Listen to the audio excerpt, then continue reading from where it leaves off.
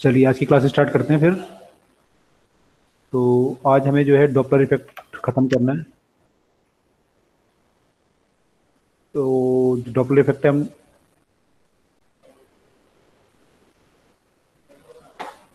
पढ़ चुके हैं। बेसिकली उसका जो फॉर्मूले वगैरह सब हमें पता है, डॉपलर इफेक्ट क्या होता है।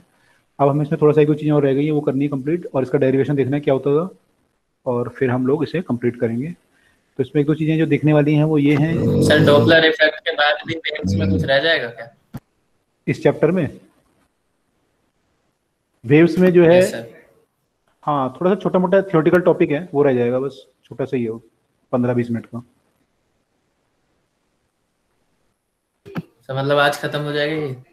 हाँ, अगर आप लोग वो करोगे, फटाफट से समझ लोगे चीज़ों को, तो आज हो जाएगा। सर मुश्किल चैप्टर है, समझ नहीं आती फटाफट से। अच्छा, मुश्किल इसलिए लग रहा है आप लोगों को क्योंकि आजकल पेपर में ध्यान होगा ना आप लोगों का, इसलिए आपको मुश्किल लग रहा होगा, अदरवाइज इतना डिफिकल्ट भी नहीं है।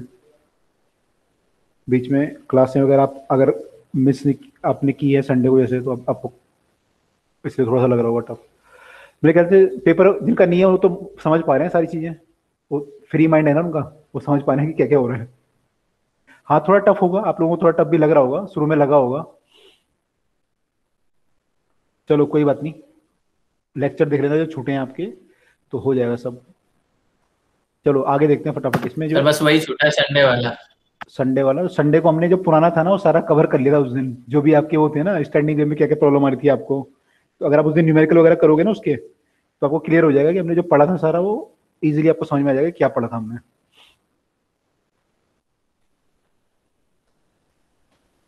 Okay sir. Okay. अब नेक्स्ट इसमें जो है वो है इफेक्ट ऑफ विंड। जब आपकी विंड फ्लो करती है उसका इफेक्ट क्या पड़ता है आपका। तो विंड फ्लो जो करती है हमारी, उससे हमारी जो फ्रीक्वेंसी होती है एफ, वो फॉर्मूला बन जाता है यहाँ पे, जो वेलोसिटी ऑफ द साउंड है उसमें velocity of the wind add हो जाती है या फिर माइनस हो जाती है।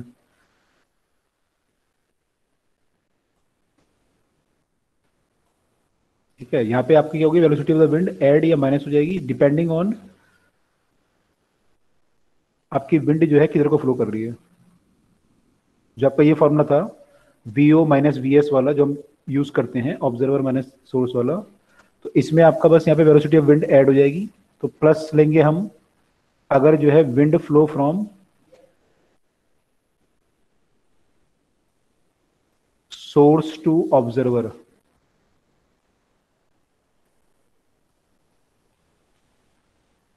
और माइनस लेंगे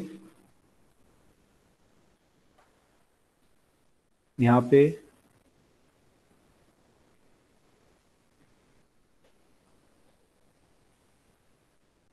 ऑब्जर्वर टू सोर्स के केस में।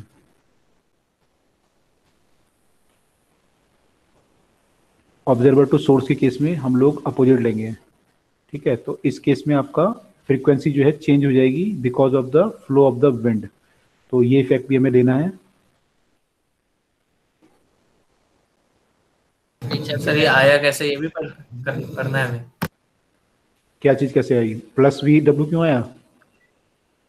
नहीं ये फॉर्मूला कैसे आया सर, ये तो पढ़ना ही है। हाँ, डेरिवेशन करना है ना इसका भी। सर आपने अपॉन में 2 बार वीएस लिख दिया है। 2 बार वी एस लिख दिया। अच्छा, इसको ना वेलोसिटी ऑफ सोर्स है तो उसको वी ही रहने दो, साउंड को वी कर लो। सर एस की जगह वो आ जाएगा ना वहाँ पर। ऐसे कर लो, चलो ठीक है।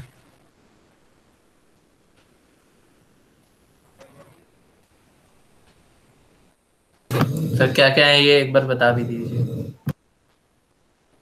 आपने फॉर्मूला कल तो पढ़ा था, भूल गए क्या। कल नहीं वो सर आपने अब अलग अलग तरीके से लिख दिया ना। कल ये पढ़ा था ना फॉर्मूला। हाँ सर वो। हाँ तो वही तो है, ये वी जो आपका क्या था, अब velocity V of sound. V किसको लिखा है वही। ये साउंड था, वी ओ ऑब्जर्वर का था।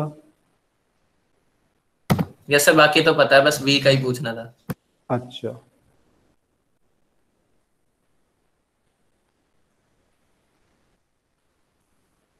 ठीक है, तो जब विंड चलेगी तो फॉर्मूला हमारा ये बन जाएगा। ठीक है,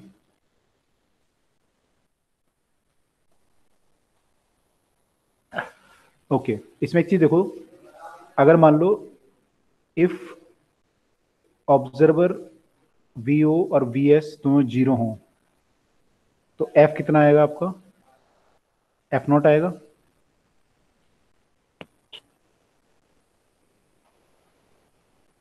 ठीक है, डिवाइड हो जाएगा ये तो, कट के एफ नॉट आ रहा है। इससे क्या पता चल रहा है कि अगर दोनों रेस्ट में हैं तो केवल विंड फ्लो होने के कारण फ्रीक्वेंसी चेंज नहीं होगी, है ना।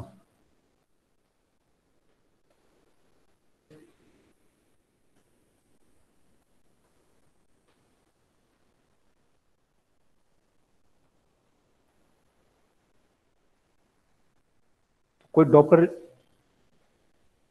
कोई डॉपलर इफेक्ट नहीं होगा केवल विंड के फ्लो होने के कारण। ठीक है, ऑब्जर्वर और इसको मूव करना पड़ेगा तभी डॉपलर इफेक्ट आपको, या तो ऑब्जर्वर मूव करे या सोर्स मूव करे तभी विंड फ्लो का कारण फ्रीक्वेंसी चेंज होगी, अदरवाइज केवल विंड फ्लो होने के कारण फ्रीक्वेंसी चेंज नहीं होगी। यहां से ये पता चल रहा है।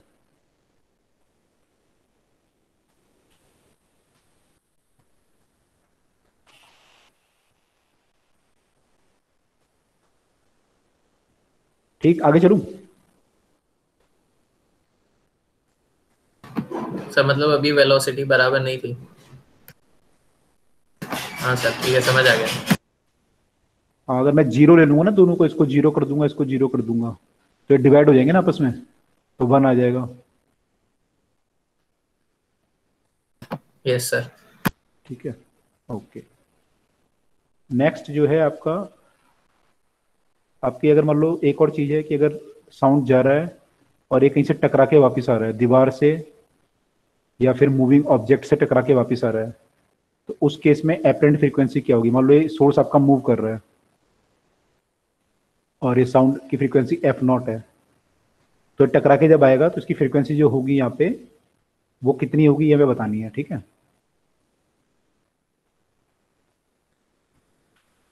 तो इसमें क्या करेंगे हम लोग कि हम लोग ये मानेंगे कि पहले फ्रीक्वेंसी यहाँ पे जो दीवार है इसको ऑब्जर्वर मान लेंगे, तो इसको जो फ्रीक्वेंसी सुनाई देगी उसको मान लेते हैं हम ये F1 है, तो इसको जो फ्रीक्वेंसी सुनाई देगी F1 होगी।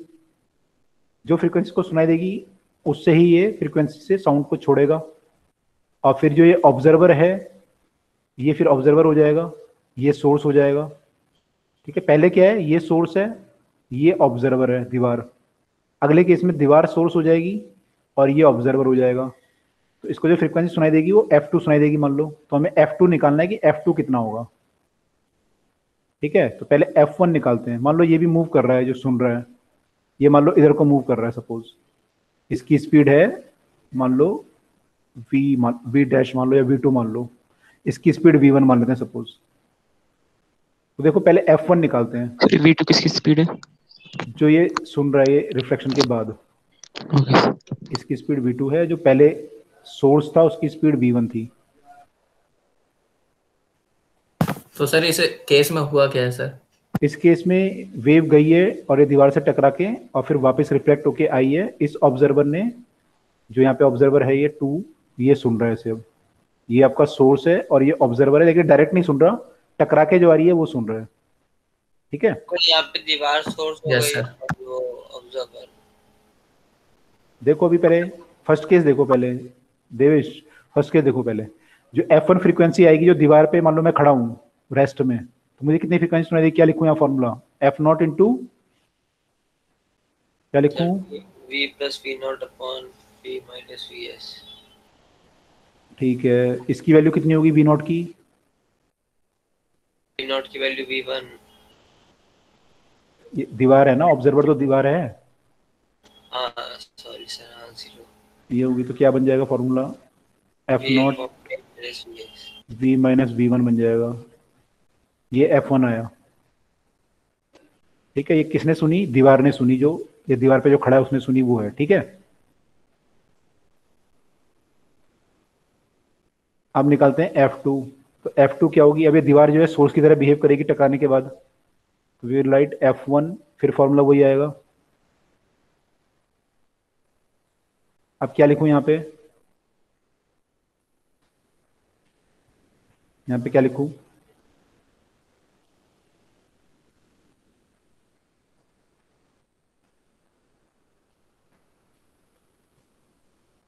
ऑब्जर्वर कौन है अब?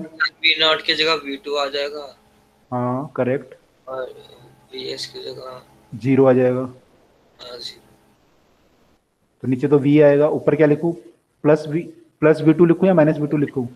प्लस V2 क्यों ये माइनस V2 माइनस अबे जा रहा है सर ना ये? माइनस V2 अभी जा रहा है। माइनस V2, ठीक है। यहाँ पे F1 की वैल्यू पुट कर देता हूँ। फिर VS0 कैसे हो गया? यहाँ पे सोर्स कौन है अब? ये ऑब्जर्वर है और ये सोर्स है, दीवार यस टकरा के जब ठीक। साउंड आएगा तो इसलिए 0 है, ठीक है। F1 की वैल्यू पुट कर रहा हूँ मैं। F1 की वैल्यू ये थी हमारी, तो F0 V माइनस V1। तो इसको अगर मैं कैंसिल करूँ तो ये बन गया आपका F2 equal to F0 V minus V2 V minus V1। तो ये फ्रीक्वेंसी सुनाई देगी टकराने के बाद इस आदमी को। क्लियर है?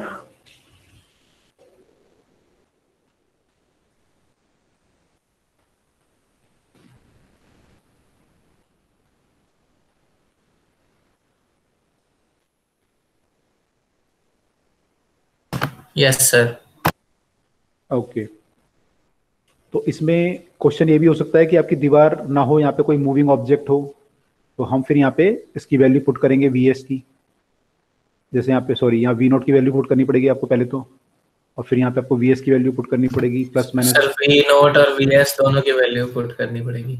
दोनों की पुट करनी पड़ेगी, है ना। तो ऐसा भी केस हो सकता है कि वो मूविंग जो है टकरा के आ रहा हो, तो ये चीज़ ध्यान रखिएगा कि यहाँ पे ऐसा भी हो सकता है, ठीक है। चलो, जब भी फॉर्मूला सेम ही आएगा। नहीं सेम क्यों है? अगर वो मूव कर रहा हो, ये दीवार अगर मूव कर रही हो, आप कह रहे हो कट जाएगा, वो ऐसे बोल रहे हो? Yes sir. कटेगा, देखो कटेगा नहीं कटेगा। सर दोनों के वो इसके डिनोमिनेटर में था वो V माइनस VS आ नहीं जाएगा। कटेगा सर, कैसे कट जाएगा? यहाँ पे क्या आएगा? यहाँ पे आ जाएगा फॉर्मूला V फिर प्लस V0 आ जाएगा पहले वाला। प्लस V0 आ गया। मान लो ये, अब मान लो ये इधर को मूव कर रहा है, तो आप कह रहे हो यहाँ पे जो है प्लस मान लो 30 आ गया, और यहाँ पे लेकिन यहाँ माइनस आ जाएगा ना फिर नीचे तो, अच्छा हाँ। V कटेगा नहीं माइनस ना। V0 yes.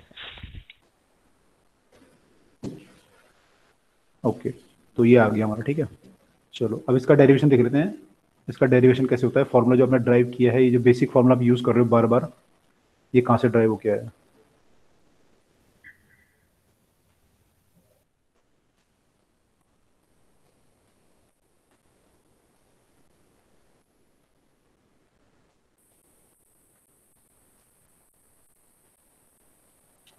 देखो ये सोर्स है आपका और ये ऑब्जर्वर है, और सोर्स जो है साउंड छोड़ता है, ऑब्जर्वर उसे सुनता है। अब क्या है कि ऑब्जर्वर जो है अगर यहीं पे खड़ा है तो ये सेम फ्रीक्वेंसी सुनेगा, लेकिन मान लो ये मूव करने लगे ऑब्जर्वर, तो फ्रीक्वेंसी ज़्यादा होगी, है ना। और जो ऑब्जर्वर है, देखो आप फ्रीक्वेंसी कैसे निकालते हो? फ्रीक्वेंसी हमारा होता है 1/टाइम पीरियड। टाइम पीरियड क्या, किस चीज़ का टाइम पीरियड है? तो वेव सुनने के बीच का टाइम पीरियड है ये। अब जो इसको दो वेव सुनाई देंगी, मान लो ऑब्जर्वर मूव कर रहा है, ठीक है, तो इसको जो पहली वेव सुनाई देगी, मान लो इसने यहाँ पे सुनी पहली वेव, सपोज दूसरी वेव कहीं यहाँ कहीं सुनेगा, ये ऐसी होगा, ठीक है। अब मान लो कि हमें केस मानते हैं कि दोनों ही मूव कर रहे हैं ना, सोर्स भी मूव कर रहा है, ऑब्जर्वर भी मूव कर रहा है, ठीक है। सोर्स भी मूव कर रहा है, ऑब्जर्वर भी मूव कर रहा है। तो मान लो सोर्स ने पहली वेव छोड़ी t इक्वल टू 0 पे, t इक्वल टू 0 पे, और ये दोनों मूव कर रहे हैं। तो ये जो ऑब्जर्वर है, इन दोनों का बीच का डिस्टेंस मान लो कुछ मान लेते हैं कि इनके बीच का डिस्टेंस जो है L है। दोनों के बीच का डिस्टेंस कितना है? L। साउंड की स्पीड जो है, हम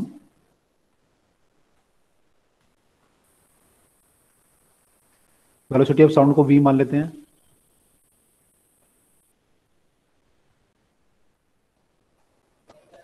और इसको vs मानते हैं, और v ऑब्जर्वर को vo मानते हैं, ठीक है। अब जो है ये जो साउंड इसने टी इक्वल टू 0 पे छोड़ा, क्या ऑब्जर्वर यहाँ पे सुनेगा उसे? Yes sir. कहाँ?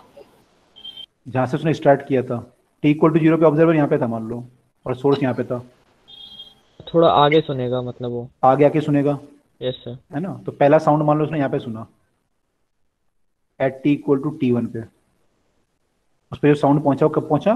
T1 पे। एकदम से तो पहुंचेगा नहीं 0 पे ही, कुछ टाइम बाद पहुंचेगा उस पे। ठीक है, इज इट क्लियर? तो मतलब आगे आकर क्यों सुन रहा है कहीं पे क्यों?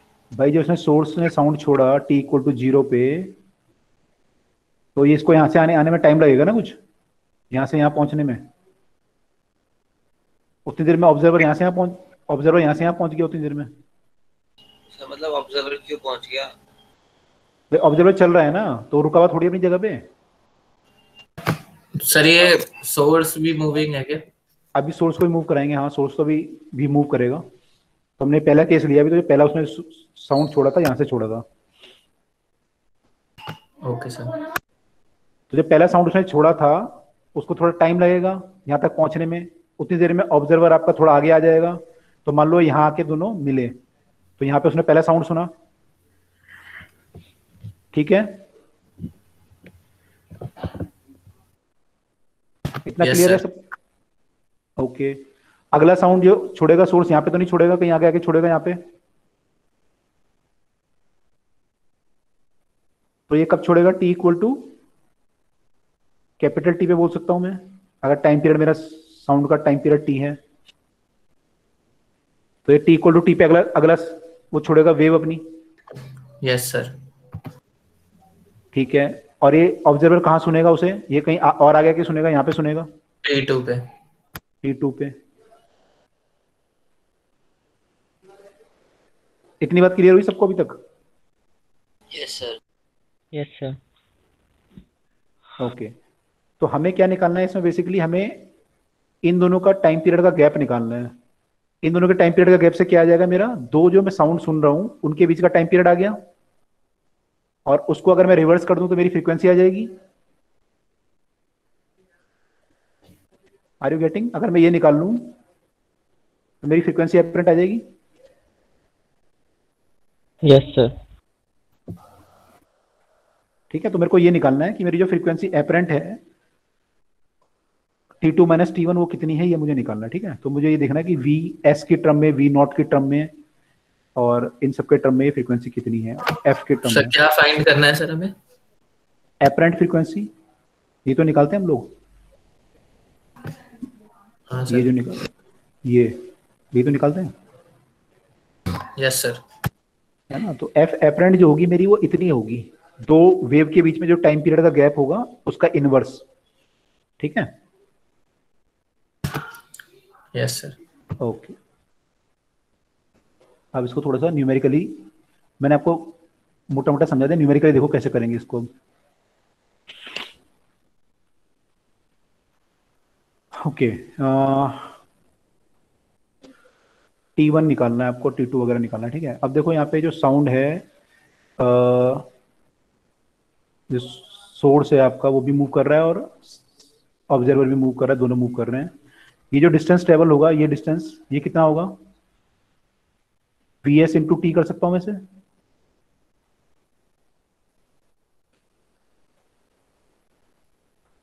Yes sir. इतना डिस्टेंस होगा, राइट?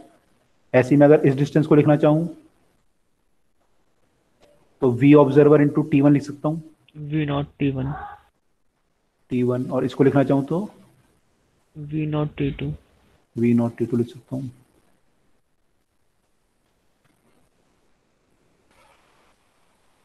ठीक है, किसी को कोई डाउट तो नहीं है इसमें?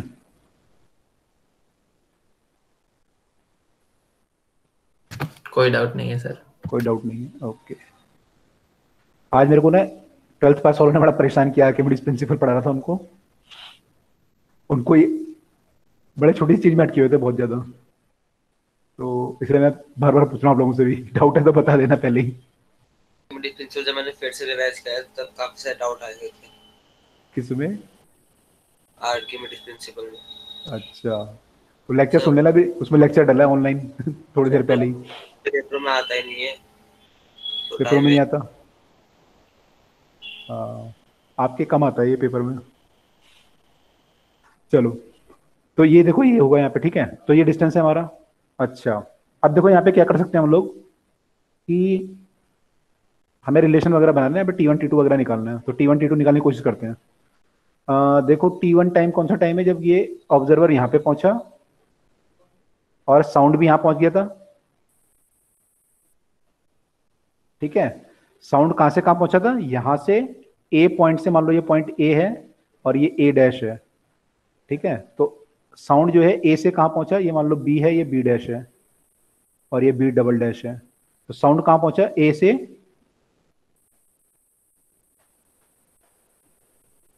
कहाँ पहुंचा,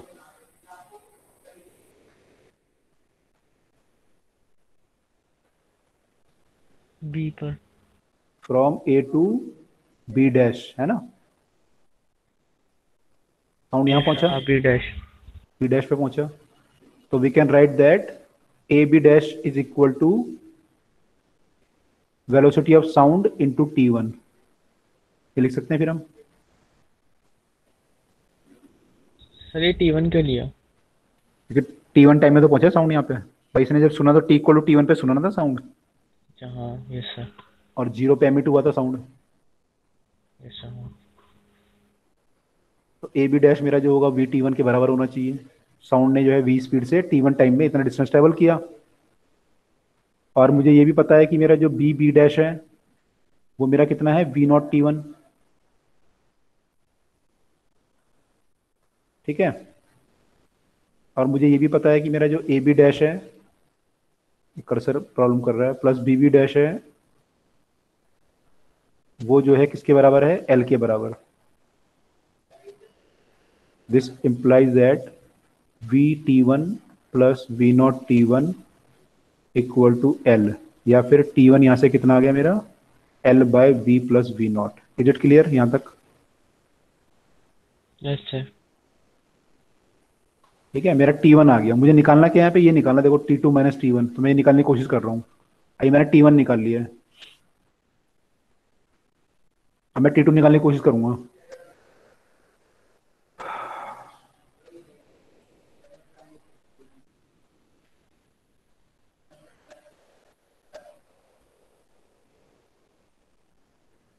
करें T2? Yes sir. ओके, अब T2 निकालने की सर ये कोशिश ए कर बी रहे डैश हैं। ए बी डैश V T1 के बराबर कैसे आया? ए बी डैश क्या चीज है, ए है जब सोर्स ने साउंड छोड़ा, वो पोजीशन है सोर्स की, और बी डैश क्या है, जब ऑब्जर्वर ने सुना उसे। तो साउंड ने ए से बी डैश आने में T1 टाइम लगाया, और साउंड की स्पीड V थी, तो कितना ओके डिस्टेंस, सर।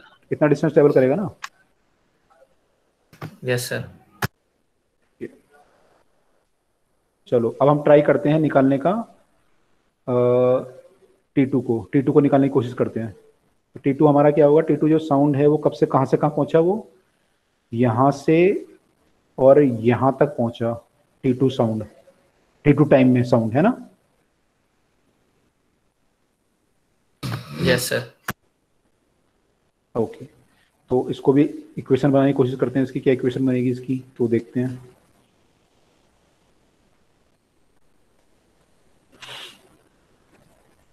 तो इन दोनों के बीच का जो डिस्टेंस होगा उसको लिखते हैं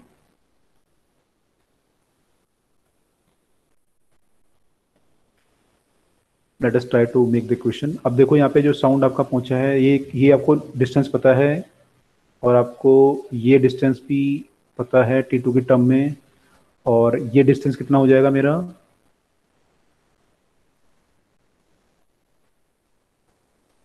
ये डिस्टेंस कितना होगा, सर V T2। फिर V0 T, हाँ VT2 है ना, वेलोसिटी ऑफ साउंड जो हमने लिया है इनटू T2, यही होगा। Yes sir. करेक्ट। अब इन तीनों का सम जो है L आना चाहिए, इसका सम और इसका सम, तीनों का मिला के L आना चाहिए। डायग्राम में समझ में आ रहा है, आप लिख दो ना। सर वो A डैश से लेके B डबल डैश तक का, तो सर वो आपने कितना बताया? उसको जो टाइम लगेगा वो t2 टाइम लगेगा। सर ये T2 माइनस टी टाइम नहीं लगेगा वेलोसिटी नहीं, को? t2 माइनस टी क्यों लगेगा? टी पे उसने छोड़ा ना sound, T equal to T पे छोड़ा। हाँ सर छोड़ा। और तो जो उसको टाइम लगा जाने में वो तो T2 माइनस टी होगा ना? उसको जो जाने में टाइम लगा वो t2 माइनस टी। ओके, अच्छा आप टाइम जो ले रहे हो एब्सोल्यूट वैल्यू में ले रहे हो क्योंकि इसलिए बोल रहे हो, हाँ ठीक यस है। सर। अगर आप एब्सोल्यूट ले रहे हो तो टाइम t2 माइनस टी लगना चाहिए फिर तो, हाँ सही है, t2 yes minus T sir. Time लगेगा, सर आपने करेक्ट। वीटी कर लिया है? हाँ जी, आपने बताया ना वीटी किसका बताया था? यहाँ से यहाँ तक का डिस्टेंस, ये डिस्टेंस जो है ये वीटी होना चाहिए ना, वी सर इंटू। वो सर VT1 माइनस वी नहीं होगा? कितना होना चाहिए, V t1 minus V VST। V S T. मैंने क्या लिखना चाह रहे हो आप इस डिस्टेंस को, क्या लिखना चाह रहे हो, वी मैं इंटू। कह रहा हूँ सर VT1 हाँ, minus VST V S capital into T. Capital T. Yes V t1 minus V S capital T, V t1 पूरा डिस्टेंस है, हाँ वो भी लिख सकते हो, तो आप वहां से वहां तक का ले रहे हो उसमें से ये माइनस कर रहे हो, वो भी कर सकते हो। यस लेकिन मुझे एक्चुअली t1 नहीं चाहिए ना, यहाँ पे मेरे को t2 की टर्म में इक्वेशन चाहिए ना, ताकि मैं t2 निकाल पाऊँ, यस सर। इसलिए मैं t2 ट्राई कर रहा हूँ, ठीक है। ओके, अब यहाँ से यहाँ तक का, हाँ मैं बातें चल रही थी यहाँ से यहाँ तक का आने का टाइम कितना लगेगा। तो इसने जो सोर्स साउंड सुना वो t2 पे सुना, कब सुना, t2 पे, t इक्वल टू t2 पे। और ये साउंड एमिट कब हुआ था, कैपिटल टी पे एमिट हुआ था। तो यानी जो टाइम लगा यहाँ से आने में कितना टाइम लगा, t2 माइनस टी बोल सकते हैं। तो कैसे सर, समझ नहीं आ रहा। भाई आपने कोई साउंड जो है सुना, मान लो t इक्वल टू 5 मिनट पे। अरे यार ये माउस की पोजीशन है, t इक्वल टू 5 मिनट पे हमने साउंड सुना, और ये t इक्वल टू 2 पे एमिट हुआ था, तो कितनी देर लगी इसको आने में आपके पास, 3 मिनट। 3 मिनट लगे ना, तो माइनस करोगे ना इसको 5 में से 2 को। हाँ यस सर। सर हाँ जी, सर हम सीधा ही निकाल लेते हैं ना वेवलेंथ कितना चेंज हुआ है सोर्स के आगे आने पर। ये बहुत कैसे निकालोगे डायरेक्ट वेवलेंथ, कैसे चेंज हुआ। सर वेवलेंथ भी ये भी डिस्टेंस ही है तो VT हो जाएगा वो भी ऐसा कुछ। आप बोलोगे कि इन दोनों के बीच का जो होगा ये, इसको वेवलेंथ मान रहे हो आप। सर सर जब सोर्स रेस्ट पे होगा तो VT ले लेंगे, हम्म, जब थोड़ा आगे आएगा तो VST ले लेंगे। तो उतने में चेंज कितना आया वेवलेंथ का वो निकाल लेंगे, क्योंकि वेवलेंथ ही चेंज हो रहा है उसकी वजह से फ्रीक्वेंसी चेंज हो रहा है। वेवलेंथ, अच्छा आप बोल रहे हो एक बार रेस्ट में ले लोगे एक बार मोशन में लोगे तब, ऐसे बोल लो, या दो, इन दो किस को यस ले रहे हो, ए और ए डैश को। Yes sir. वेवलेंथ का अप्रोच भी लगा सकते हो, वेवलेंथ का भी इसमें अप्रोच है कि आप वेवलेंथ से निकाल लो, लेकिन जो बेसिक फंडामेंटल है वो तो यही है ना कि आपको जो फ्रीक्वेंसी निकालनी है ऐसे निकालनी पड़ेगी, आपको टाइम पीरियड का वो तो निकालना पड़ेगा आपको गैप, वहां से आपको टाइम पीरियड तो निकालना ही पड़ेगा, या वेवलेंथ निकालो फिर आप वेवलेंथ को फिर आप रिलेटिव वेलोसिटी निकालोगे, और वहां से फिर आपको फ्रीक्वेंसी निकालनी पड़ेगी। एक तरीका वो हो सकता है, वो भी एक तरीका, वो भी छोटा नहीं होगा, वो भी टाइम लगेगा आपको निकालने में, वो भी आराम से निकलेगा। फिर देख लूंगा करके। एक बार ट्राई करना, ठीक है, कुछ किताबों में ऐसा भी दे रखा है आपको कि आपको जो है उससे करा हुआ है, ठीक है, तो ये भी कर सकते हैं। अब ये जो मेथड है आपका, उसमें क्या उन्होंने रिलेटिव वेलोसिटी वगैरह ली हुई है, लेकिन फंडामेंटली तो ये सही है। अब देखो इसमें नेक्स्ट हमें क्या करना है, हमें निकालना था, तो मैं क्या लिख सकता हूँ, this plus this equal to L, ये क्लियर है, ये तीनों का सम एल के बराबर होगा। Yes sir. तो किन तीनों का सम? इसका, इसका और इसका। Yes sir. तो वी एस टी प्लस, ये क्या था हमारा, v into T two minus T, plus तीसरा क्या है हमारा, v naught T two, v naught T two का सम l के बराबर है, तो यहां से t2 निकालना है हमें, तो ये हो जाएगा we S T minus we T, इसको अगर मैं मल्टीप्लाई करूंगा, t2 वाले को एक साथ कर लेता हूँ, plus t2 v plus V naught sir equal एक टू, पहले अपने साइड देख लूंगा तो। पहले वाली स्लाइड पे,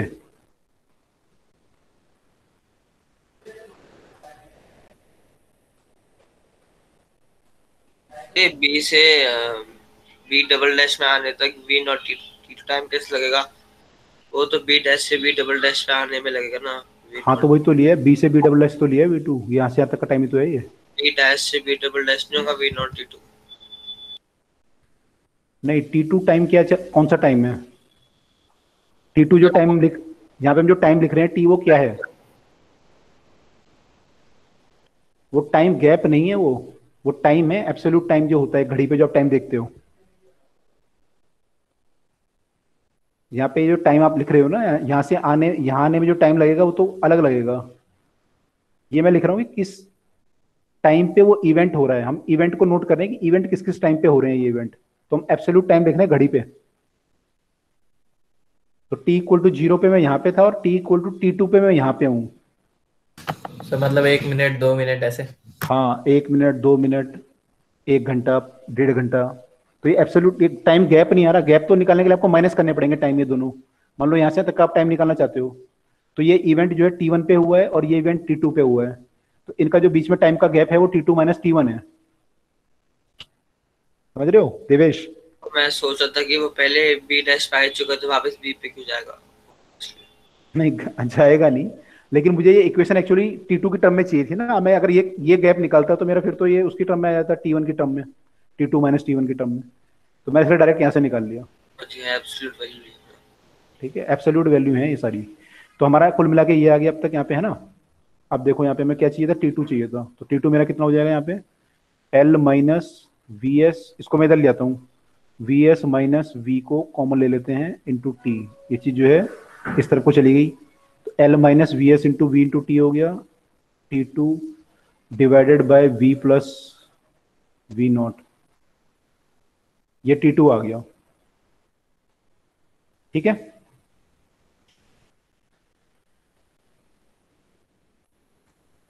अब हमें ये निकालना है।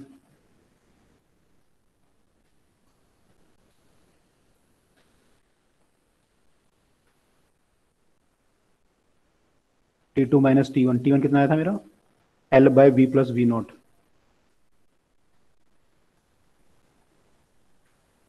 इसको सॉल्व करेंगे तो ये L से L कट जाएगा आपका, LCM तो सेम आएगा आपका, तो ये क्या बन जाएगा, V माइनस साइन का अंडर मल्टीप्लाई हो जाएगा, तो V minus VS V plus VO into capital T, this is your T2 minus T1।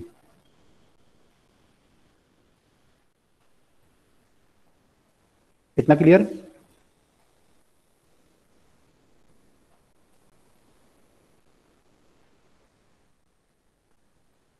Yes sir.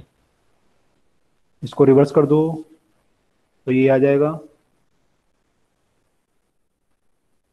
और ये आपका F एपरेंट है और 1/T आपका F नॉट है, तो आपका फॉर्मूला ड्राइव हो गया।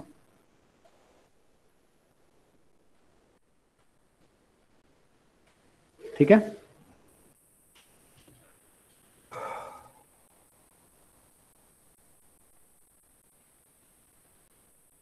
Yes sir. तो दिस वाज द फॉर्मूला कि ये कैसे कैसे आता है जो हम यूज कर रहे थे तब तक। फिर डेरिवेशन और कंपटीशन में कुछ यूज की नहीं है ना? नहीं यूज की तो नहीं है कंपटीशन में। और स्कूल में आती है? अगर आपका टीचर आपको फेल करना चाहता है तो दे देगा अदरवाइज नहीं देगा। अगर टीचर नॉर्मल है स्कूल में तो जहाँ टफ पेपर बनाने की कोशिश करते हैं ना, पेपर तो सबके लिए एक ही आता है ना, CBSE से ही आता है। हाँ लेकिन सीबीएसई से सेम आता है क्या सब स्कूलों में? ऐसा तो नहीं है मेरे ख्याल से, उनके कई सारे सेट आते हैं। गवर्नमेंट में तो सब में सेम ही आता है, एक जोन का एक आता है। प्राइवेट है ना सर, प्राइवेट में तो टीचर फेल करने में लगे रहते हैं। हाँ तो प्राइवेट में सबके टीचर अलग होते हैं, किसी के प्राइवेट मैंने वो करते हैं अपने हिसाब से। तो अगर टफ पेपर बनाएगा, बहुत टफ बनाएगा, तब डालेगा सर डेरिवेशन। फिर तो सर जो टफ बनाते हैं उसमें मार्किंग इजी करते हैं फिर। हाँ यूजुअली ऐसा होता है, लेकिन डिपेंड करता है स्कूल टू। मेरा यूटी इतना मुश्किल आया तो और नंबर भी नहीं आए। काफी तो डिपेंड करता है, स्कूल टू स्कूल वेरी करता है। तो यूजुअली डेरिवेशन टफ नहीं पूछता। मैं आजकल एक्चुअली डेरिवेशन क्यों बना रहा हूँ, वीडियो मैंने डाली भी है, काइनेमेटिक्स से 3 डेरिवेशन डालने कल, आज मैं 2 रिकॉर्ड करने वाला हूँ। तो कुछ आपके लगभग जो है 30-35 डेरिवेशन इंपॉर्टेंट हैं 11th क्लास में, तो मैं ट्राई कर रहा हूँ उन सबकी वीडियो बना दूँ एक हफ्ते में। तो अगर बना पाऊंगा तो आप लोग देख सकते हो उसको वीडियो यूट्यूब चैनल पे। सर आप बता ही दीजिएगा, एक लिस्ट बना के हम वही प्रैक्टिस कर लेंगे फिर। Yes sir. चलो मैं लिस्ट भी बता दूंगा आपको।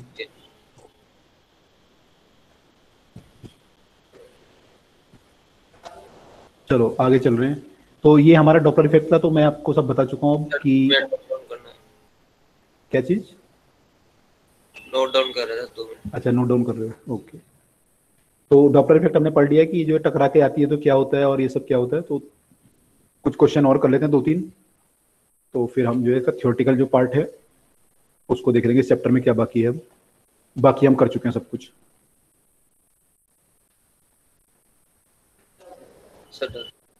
डन। सर ये v माइनस वी नोट भी तो हो सकता है, नीचे v प्लस वी एस ऐसे चेंज हो सकता है, तो वो उसके लिए भी अलग होगा ना कुछ? उसके लिए तो फिर डेरिवेशन आपका ये है कि इसको अलग इधर को मूव कराओगे तो फिर वो डिस्टेंस वगैरह बढ़ जाएंगे आपके।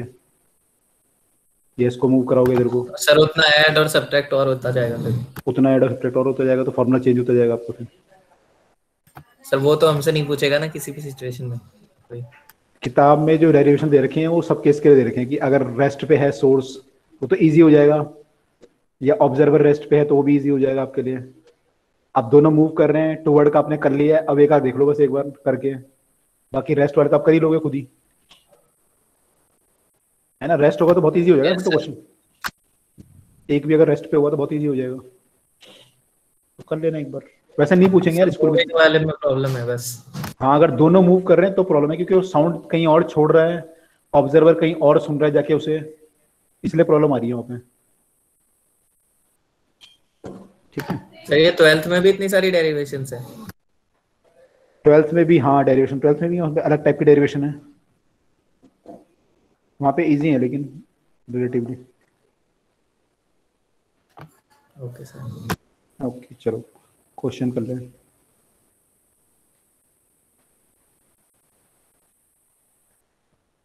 एक क्वेश्चन पूछना था कि जैसे कि मतलब एक क्वेश्चन में अगर अल्फा और गामा गिवन है थर्मल एक्सपेंशन का, तो सर हम उसी को जो हमने वो पढ़ा था ना बल्क मॉडुलस R, तो उसके अंदर पुट करते हैं उसी गामा की वैल्यू। बल्क मॉडल्स में गामा की, हाँ तो ऐसा कर रहा होगा ना, गर्म भी कर रहा होगा सर, प्रेस भी कर रहा होगा साथ में, ऐसे कुछ क्वेश्चन होगा ना वो तो। मेरे पेपर में क्वेश्चन आता है कि अल्फा गिवन है गामा गिवन है, तो मतलब पहले तो थर्मल एक्सपेंशन के फॉर्मूला में अल्फा पुट कर दिया और गामा को बल्क मॉडुलस वाले में पुट कर दिया, ऐसा होता है? वो तो एक ही बात है, मैंने अगर अल्फा गिवन है तो गामा तो सेम ही चीज है ना, 3 अल्फा के बराबर हो जाएगा। या अगर नहीं था ना, मतलब टेंशन की वैल्यू निकाली थी इस क्वेश्चन में, तो बल्क मॉडुलस में डालना पड़ रहा था। हाँ वो तो ऐसा होगा ना कि आपने किसी चीज को गर्म करा, बॉडी को, थर्मल हमने पढ़ा था ना, थर्मल स्ट्रेस, गर्म करोगे तो एक्सपेंड करेगी, तो इसको एक्सपेंड ना करने के लिए आपको उसको प्रेस करना पड़ेगा, तो गर्म करने पे जो वॉल्यूम बढ़ेगा वो इतना बढ़ेगा, और जब प्रेस करोगे तो वॉल्यूम घटेगा। वो कैसे निकालोगे, इससे निकालोगे। अच्छा हाँ ठीक मैंने है किया था, तो ये दोनों, इस दोनों को इक्वेट कर देंगे आपस में। हाँ सर ठीक है। मेरे को लगा था कि थर्मल एक्सपेंशन की मैंने, तो इसको फिर हम बल्क मॉडल्स वाले फॉर्मूले में कैसे लगा दें, तो छोड़ दिया। अच्छा नहीं, उसमें ये लिखा होगा ना कि उसको हम वॉल्यूम को चेंज नहीं होने दे रहे, ऐसा कुछ लिखा होगा। सर लिखा था। हाँ तो फिर वहां से तो करेंगे, फिर यही तो करेंगे। क्वेश्चन हम लोग बहुत कर चुके हैं यार प्रैक्टिस, क्वेश्चन तो आपका छूटना नहीं चाहिए पेपर में। बच्चों की जो प्रॉब्लम आती है क्वेश्चन की आती है, बाकी तो डेरिवेशन, आप लोगों को डेरिवेशन की आ रही होगी प्रॉब्लम। हाँ सर डेरिवेशन की आ रही है। डेरिवेशन तो कॉमन प्रॉब्लम होती है, डेरिवेशन यार लिख लो सारे चैप्टर में, इंपॉर्टेंट डेरिवेशन 30-35 में बता दूंगा आपको वो कर लेना, उसमें से मैक्सिमम जो है उसमें से आ जाएंगे। कितने नंबर के डेरिवेशन आ रहा है आजकल पेपर में? वैसे 20 नंबर के आसपास आ रहे थे हमारे टाइम पे, तो 20, मैंने हमारे नहीं कुछ टाइम पहले 20-22 नंबर के आ रहे थे। आपके पेपर में कितने नंबर के आ रहे हैं? सर 11th में अब तो सर ज्यादातर डेरिवेशन ही आती है सिर्फ। ज्यादातर डेरिवेशन नहीं, ऐसा नहीं है, मैंने कुछ उन्होंने वो बना रखा है हिसाब किताब की, 20-22 नंबर का डेरिवेशन आएगा, इतने नंबर के न्यूमेरिकल आएंगे, 15-20 नंबर। हाँ 20 के आसपास होते हैं मेरे ख्याल से, मुझे भी ध्यान आ रहा है 18 से 22 के बीच में कुछ आते हैं। तो सर मतलब 5 के करीब। डिपेंड करता है ना कितने कितने नंबर के आ रहे हैं। अगर 5 नंबर के आ गए तो बर्नौलीज थ्योरम आ सकता है आपका, काइनेटिक थ्योरी ऑफ गैसेस में से क्वेश्चन हुआ जाता है, वो सब आ सकते हैं। बर्नौली पक्का आती है और वही कौन सी आती है। हाँ हाँ, तो बर्नौलीज तो पक्का मैं बताया था ना, तो इंपॉर्टेंट है ये। काइनेटिक थ्योरी ऑफ गैसेस का जो डेरिवेशन है प्रेशर वाला, वो इंपॉर्टेंट है, वो आ जाता है। चलो कोई नहीं, इसको देखते हैं, पहले इसको खत्म कर लेते हैं फिर देखते हैं डेरिवेशन वगैरह तो। ओके। सर ये रोटेशनल मोशन में भी कोई डेरिवेशन है? रोटेशनल मोशन में वो है ना, रोलिंग वाला जो है, ये वाला, इसका एक्सेलरेशन निकालना सिलेंडर डाउन द प्लेन, ये इंपॉर्टेंट है बहुत। सर इस और चैप्टर ये के बाद वो बता दीजिएगा। ये तो इजी भी है, डेरिवेशन इसमें कुछ है ही नहीं। चैप्टर पूरा चैप्टर ही नहीं आता ना, रोटेशन तो समझ नहीं आया था। अच्छा चलो कोई नहीं, इसको कर लेते हैं पहले फटाफट से। हाँ हाँ हाँ हाँ हाँ हाँ हाँ हाँ हाँ ये लिखा है, two source A and B are there and both are, दोनों सोर्स हैं ये, sending the this with frequency of 680 hertz, दोनों की फ्रीक्वेंसी 680 हर्ट्ज है। और एक आपका लिसनर है, वो यहां से यहां को मूव कर रहा है, ए से बी की तरफ को मूव कर रहा है ऑब्जर्वर आपका, या लिसनर बोल लो, विद अ स्पीड यू। ठीक है, ये कह रहा है कि u की वैल्यू कितनी होगी इफ इट हियर्स 10 बीट्स पर सेकेंड। 10 बीट पर सेकेंड अगर वो हियर करता है तो u की वैल्यू कितनी होगी। वेलोसिटी ऑफ साउंड जो है, साउंड की वेलोसिटी दे रखी है 340। बीट फ्रीक्वेंसी जिन लोगों ने नहीं ध्यान, f1 माइनस f2 होता है, जो फ्रीक्वेंसी वो इसकी सुनेगा और इसकी सुनेगा, इन दोनों साउंड की जो फ्रीक्वेंसी का डिफरेंस होगा वो 10 आ रहा है। तो बताइए इसमें u की वैल्यू उसकी कितनी है।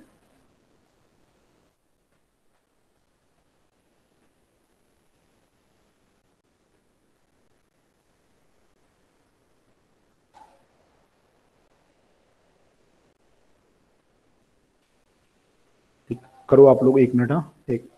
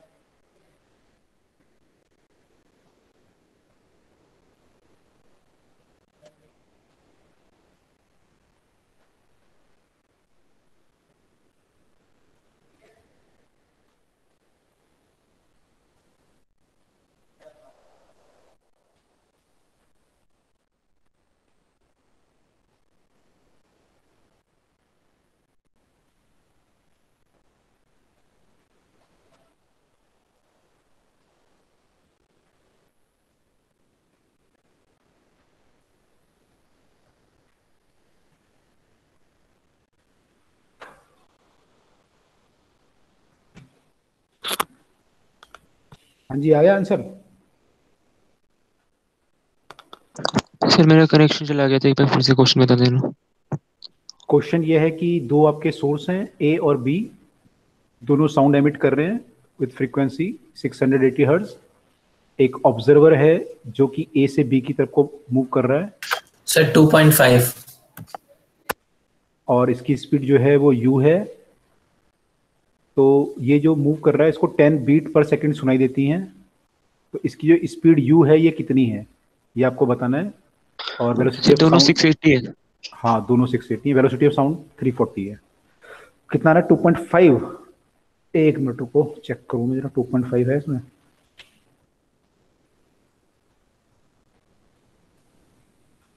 टू 2.5 ऑप्शन में है हाँ।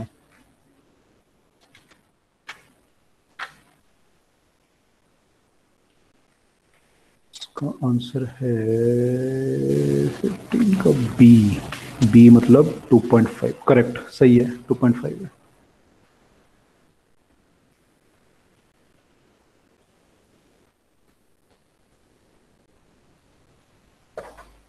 सर डायरेक्ट ही था ये। डायरेक्ट ही था मतलब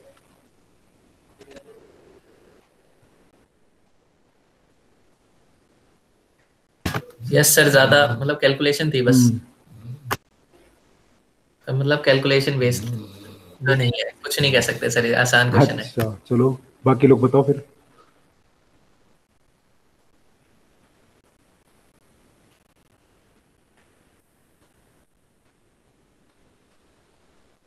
सर आंसर नहीं आ रहा।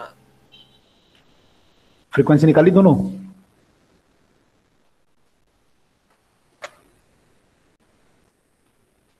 फ्रीक्वेंसी क्या आएंगी आपकी दोनों जो ए से सुनाई देगी उसे कितनी आएगी f0 इंटू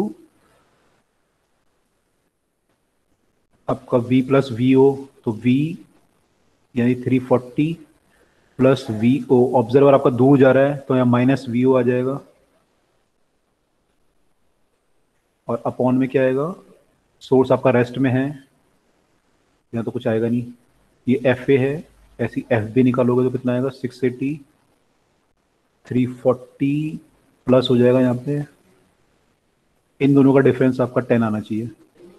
एफबी में हमने प्लस वो कट रहा है 340 से 60। एफबी में हमने 340 प्लस क्यू क्यों किया प्लस क्यों लगाया? ठीक है टूवर्ड जा रहा है ना ये बी के तरफ नहीं जा रहा ये जो ऑब्जर्वर है। सर मैं दोनों में उल्टा वैल्यू डाल दी थी। नहीं होगा एक में प्लस होगा एक में माइनस लेंगे ना। ए वाले में प्लस करता बी वाले में माइनस करता था। उल्टा कर दिया था हाँ लेकिन तब भी आंसर आ जाएगा मेरे ख्याल से। हाँ सर आज जाना चाहिए पर मेरा नहीं आया। पर उसके हिसाब से लेना पड़ेगा सर, फिर यू को ए की तरफ लेना पड़ेगा और वैसे भी करना पड़ेगा। F A minus F B करना पड़ेगा फिर। मैंने इनका आंसर -2.5 आना चाहिए ना फिर उसमें अगर इन्होंने उल्टा किया तो। हाँ अगर पॉजिटिव लेना होता तो सर वैसे करते हैं। 2.93 आ रहा था। कैलकुलेशन मिस्टेक है कहीं ना कहीं। तो यहाँ पे F A equal to F B करेंगे ना फिर। नहीं F A equal to F B थोड़ी होगा। F1 minus F A minus F B equal to 10 होगा। 10 बीट बोल रहा है ना वो तो एफ बी बल्कि ज्यादा होगा यहाँ पे तो F B minus F A करेंगे। 10 बीट आ रही नहीं 10 बीट पर second.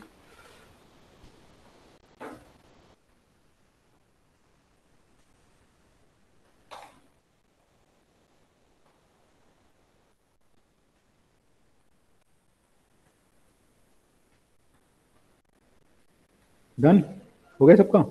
Yes sir. Yes sir. Okay Devesh आया आंसर नहीं आया? चेक कर रहा हूँ। कर दो जल्दी करो। हाँ सर आ गया आ गया ओके। अगला क्वेश्चन कर रहे हैं फिर। एक मोटर कार है यानी कार है आपकी। It is blowing a horn with frequency of 124 vibration per second and it move with a speed of 72 km per hour toward a tall wall। एक वॉल की तरफ को मूव कर रही है। The frequency of the reflected sound heard by the driver will be। Driver जो frequency सुनेगा वो कितनी होगी? Velocity of sound is 330।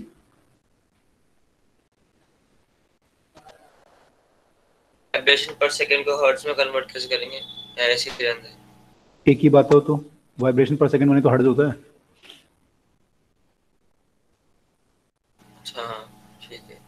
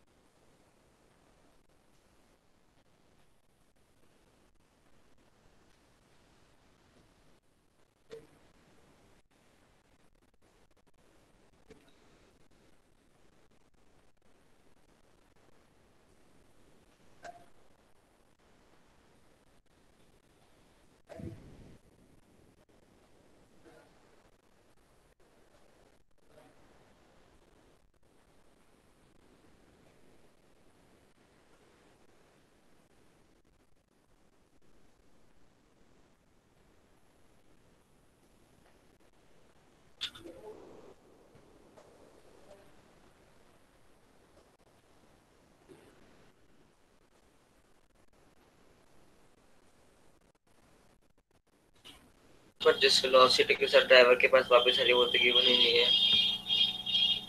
वो तो अरे साउंड तो उसी स्पीड से चलेगा ना, साउंड थोड़ी चेंज हो जाएगा, साउंड तो एयर में सेम स्पीड से चलेगा, 330 से चलता रहेगा। साउंड तो सेम रहेगा। 132। 140 है मेरे ख्याल से आंसर।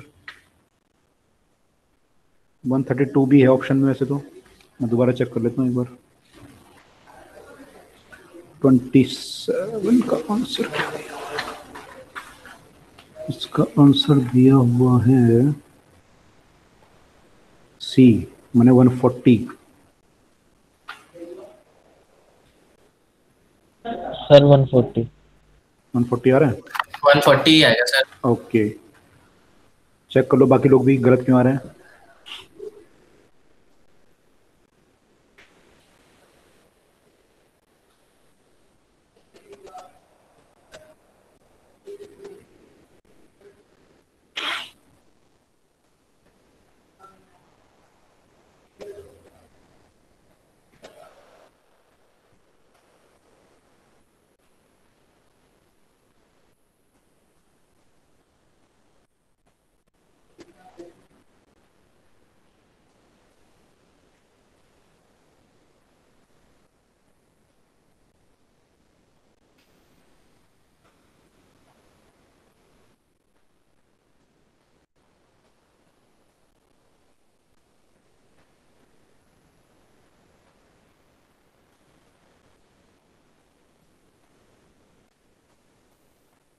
आ गया 140?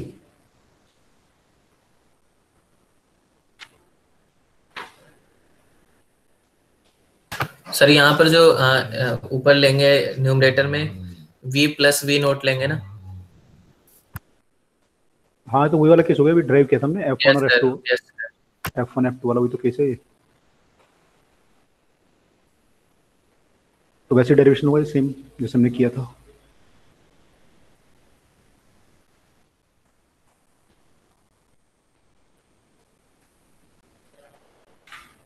सर वो आंसर इसलिए नहीं आ रहा होगा क्योंकि उसको मीटर पर सेकंड में भी चेंज करना है। किलोमीटर पर आवर को नहीं, अच्छा तो इसको 20 मीटर पर सेकंड आ रहा होगा ये। सर हाँ वो भी सर। किया है, ओके फिर क्यों मिस्टेक आ रही है भाई, फिर तो नहीं आनी चाहिए।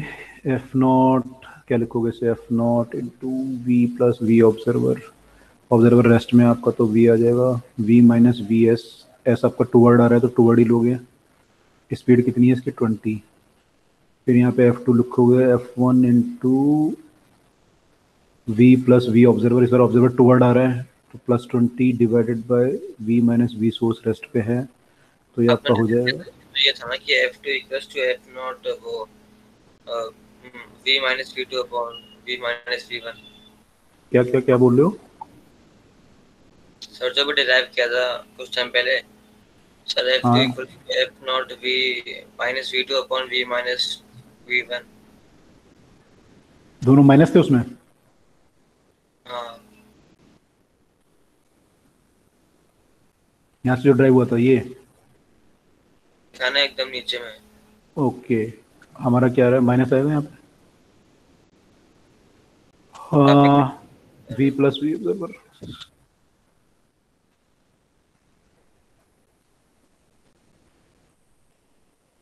अच्छा V1 तो वो है जो सोर्स से आ रही है, और V2 जो वो है वो ड्राइवर के पास जा रही है, इसीलिए।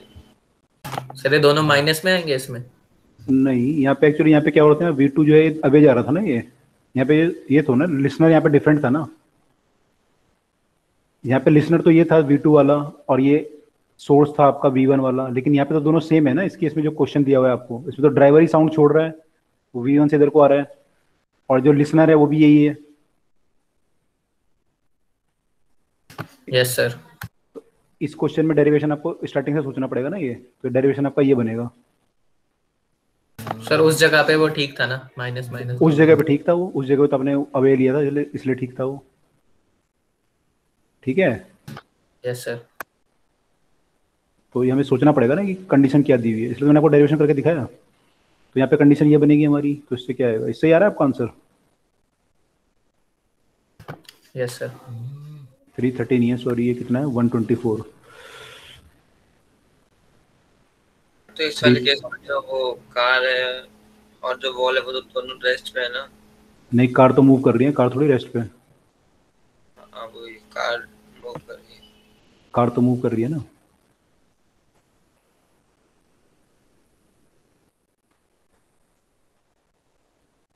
ये आ रहा है, फिर ये 4 से डिवाइड हो जाएगा, 35 चौके 140, ये आ रहा है। गलत किसका था, 132 किसका था? सर मेरा। सर मेरा भी क्या क्या था, वो फॉर्मूला लगाया हुआ डायरेक्ट सर हमने? सर सब कुछ सेम ही था, पर v+20 नहीं किया था, बस v को छोड़ दिया। अच्छा ओके, आप समझ में आ गया? यस। ओके, तो पेपर में जब भी क्वेश्चन आएगा उसको बेसिक से सोचो, क्योंकि इतना ऐसा नहीं है कि आप सारे केस रट लोगे। तो बेसिक से सोचो कि बेसिक से कैसे करेंगे, तो अलग अलग केस आ सकते हैं पेपर में कुछ भी, तो हमें बेसिक पता होना चाहिए, फंडामेंटल जो फॉर्मूला है हमारा। मतलब कुछ भी दिया हो हम डेराइव ही करें शुरुआत से क्वेश्चन में? हाँ, बेटर तो वही होता है, क्योंकि ज़्यादा टाइम थोड़ी लगेगा आपको ड्राइव करने में। कितनी देर लगेगी ड्राइव करने में?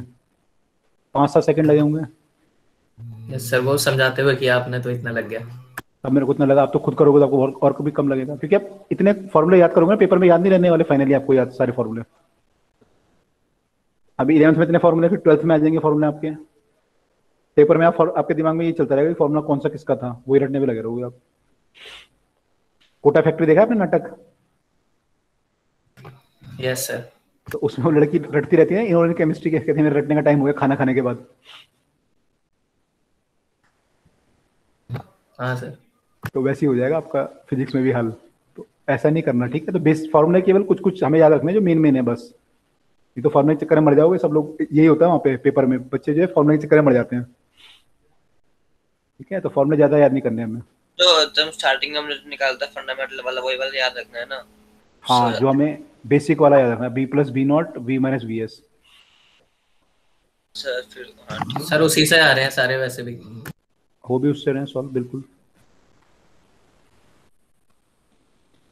ठीक हो गया, समझ में आ गया सबको अब? Yes sir. अच्छा, इसमें एक चीज और है, जो ड्राइवर को फ्रीक्वेंसी आ रही है, ये सॉरी, ये जो फ्रीक्वेंसी टकरा के आ रही है उसको कितनी आ रही है? 140 हर्ट्ज आ रही है यहाँ से टकरा के जो साउंड आ रहा है। और जो डायरेक्ट इंजन से साउंड आएगा उसके पास हॉर्न से, वो कितनी फ्रीक्वेंसी से आएगा ड्राइवर के पास? जो हॉर्न से उस पर साउंड आएगा ड्राइवर के पास 124। इसमें किसी को डाउट तो नहीं है? 124 ही आएगा, ठीक है। Yes sir. ठीक है, तो दो साउंड सुनाई देंगे उसे, एक ये वाला एक ये वाला। तो कितनी बीट सुनाई देगी उसे? सर 1। 16 बीट। फ्रीक्वेंसी का डिफरेंस लेंगे ना, 140 और 124 का, हाँ यस सर। हाँ तो 16 बीट सुनाई देंगी। तो इसमें ये भी पूछता है कई बार कि कितनी बीट सुनाई देंगी अगर टकरा के आ रहा है साउंड। तो उसमें से एक साउंड आपको लेना पड़ेगा इंजन का जो उससे हॉर्न से आ रहा है। अब इसमें कंफ्यूजन क्या होता है, बच्चे सोचते हैं हॉर्न का जो साउंड सुनाई देगा क्या उसकी फ्रीक्वेंसी ड्राइवर को सेम सुनाई देगी या डिफरेंट सुनाई देगी जो निकल रही है। तो आपने बोला सेम रहेगी, क्यों रहेगी सेम, डिफरेंट क्यों नहीं होगी? कार तो मूव कर रही है ना। हाँ लेकिन सर उसी कार में है ना, वही तो सोर्स है। हाँ तो उससे क्या फर्क पड़ रहा है हमारा? नहीं, सोर्स तो इंजन है और ड्राइवर लिसनर है। मैंने इंजन नहीं, सॉरी, हॉर्न है और ड्राइवर लिसनर है, तो सेम क्यों सुनाई देगा? सर वो सेम सेम वेलोसिटी से चल रहे हैं। करेक्ट, क्योंकि वो सेम वेलोसिटी से चल रहे हैं, बिल्कुल है ना, सेम डायरेक्शन में चल रहे हैं, सेम स्पीड से, तो उसमें कोई डॉपलर इफेक्ट नहीं होगा। हमने पढ़ा था ना, अगर दो हमारे सोर्स और साउंड सेम स्पीड में चलने लगे तो there is no Doppler effect. तो जो कार से साउंड आएगा इस पे, इसमें कोई डॉपलर इफेक्ट नहीं होगा, या ट्रेन के इंजन से साउंड आता है जो डॉपलर इफेक्ट नहीं होता उस केस में। तो ये अगर 124 है तो ये भी 124 ही सुनेगा, इसमें कोई इफेक्ट नहीं आएगा। लेकिन जो टकरा के साउंड आ रहा है वो 140 का आ रहा है, तो इन दोनों में फिर आपका डिफरेंस आ जाएगा 16 का। क्लियर बात? Yes sir. ओके, अब इसमें कुछ थ्योरेटिकल चीज़ें हैं, उनको मैं आपको फटाफट समझा देता हूँ, फिर ये चैप्टर हमारा फिनिश हो जाएगा। साउंड जो है आपका, साउंड की कुछ और कैरेक्टरिस्टिक भी हैं। जैसे साउंड में हमने अभी पढ़ा है, फ्रीक्वेंसी पढ़ी है एक तो, और उसके अलावा उसकी लाउडनेस है, और उसकी एक क्वालिटी बोलते हैं, साउंड ऑफ क्वालिटी, और टिम्बरी बोलते हैं। इसकी कुछ कैरेक्टरिस्टिक हैं, है ना। दो लोगों के हम साउंड को डिस्टिंग्विश कर पाते हैं, जबकि हो सकता है दोनों लोगों की फ्रीक्वेंसी सेम हो, या फिर दोनों लोगों की इंटेंसिटी भी सेम हो, तब भी हम डिस्टिंग्विश कर लेते हैं कि कौन बोल रहा है। तो वो कैसे करते हैं? तो उसमें साउंड में कुछ प्रॉपर्टीज होती हैं, उन प्रॉपर्टी को हम देख लेते हैं क्या क्या प्रॉपर्टी होती है।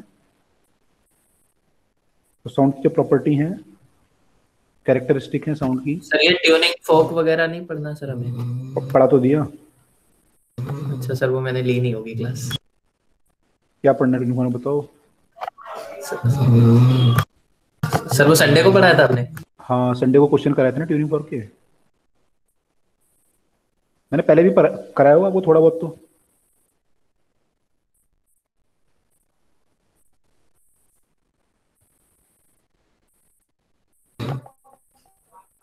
ट्यूनिंग फॉर्क में पढ़ा था ना आपको, फाइलिंग करते हैं उसको, वैक्सिंग करते हैं, ये पढ़ा है फाइलिंग वैक्सिंग वगैरह?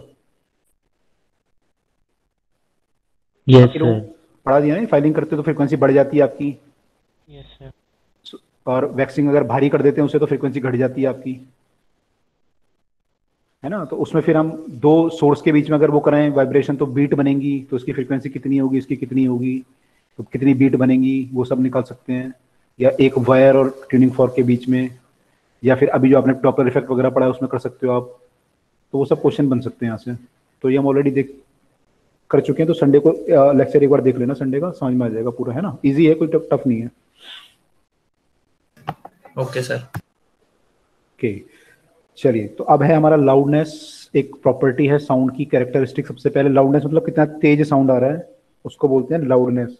तो लाउडनेस जो आपकी होती है वो होती है कि amount of energy crossing the area, unit area, in 1 second. इसमें देखो, लाउडनेस मतलब इंटेंसिटी की बात कर रहे हैं हम लोग, है ना। इंटेंसिटी की बात अगर हम करें तो ये होता है एनर्जी पर unit area per unit time. Energy passing पर यूनिट एरिया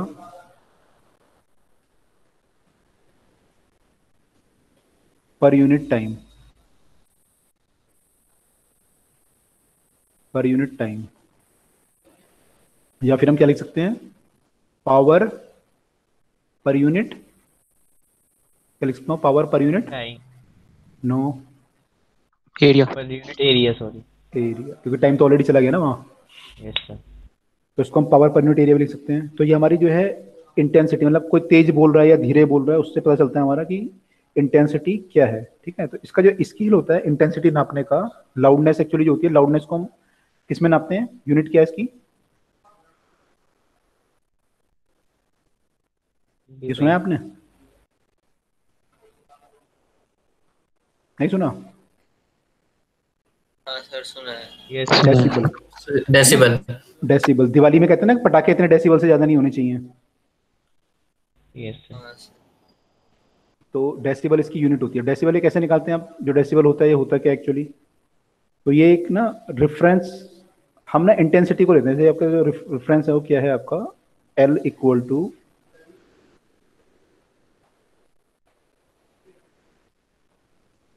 या बीटा इक्वल टू बोलते हैं इसको 10 log I by I not. Sir ये शायद 9th क्लास में भी था ये डेसिबल थोड़ा बड़ा। हाँ वहाँ भी होगा बिल्कुल, लेकिन यहाँ पे आप लॉग को समझ नहीं पाओगे। यहाँ पे क्या है देखो, ये आई ना, ये दो इंटेंसिटी का रेशियो है। ये क्या है, आई आपकी इंटेंसिटी ऑफ साउंड है जो आपने भी ऊपर लिखा है, जो आप निकाल रहे हो साउंड, और ये जो है फिक्स है, इसकी वैल्यू है 10 टू पावर माइनस 12 वॉट पर मीटर स्क्वायर। ठीक है, तो ये इन दोनों का रेशो है। तो एक लॉगरिथमिक स्केल में आप नाप रहे हो कि आपकी जो इंटेंसिटी है उसका डेसिबल में कितना लेवल है। ठीक है, इसका मतलब क्या है, देखो ये क्यों लिखा हमने 10 टू पावर माइनस 12 का मतलब क्या है। 10 टू पावर 12 आपकी जो होती है ना, ये मिनिमम इंटेंसिटी है जो आपका कान सुन सकता है। ह्यूमन ईयर की जो है, ह्यूमन ईयर की जो है, ईयर की मिनिमम इंटेंसिटी जो हियर कर सकता है वो है ये मिनिमम ऑडिएबल इंटेंसिटी है। ऑडिबल, ओहो, ऑडिबल इंटेंसिटी, तो इसलिए हमने 10 टू पावर 12 लिया। ठीक है,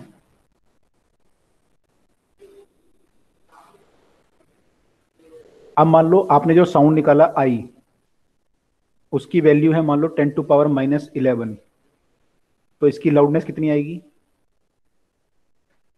कितना डेसिबल आएगी? सर 10। सर 10 आएगी। 10 आएगी। और अगर आपकी इंटेंसिटी है मान लो 10 टू पावर माइनस 5, या मान लो माइनस 10 कर लेते हैं पहले, अब कितनी आएगी? सर 20। 20 डेसिबल। तो ये जो लॉगरिथमिक स्केल आप पीएच में समझ चुके होगे कैसे वर्क करता है ये, है ना? यस।